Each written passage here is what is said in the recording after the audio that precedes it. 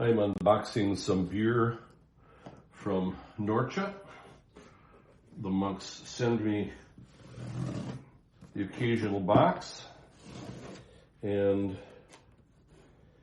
let's see what we get this time.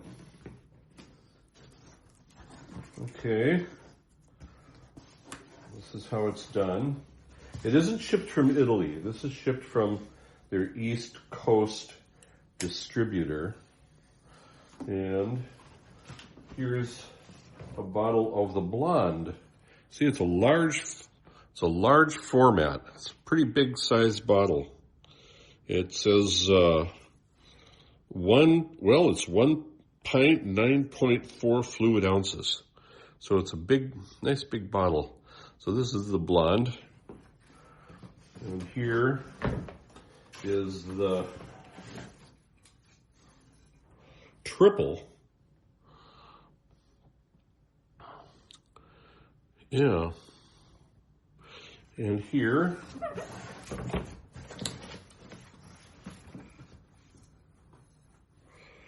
is the extra. Yeah.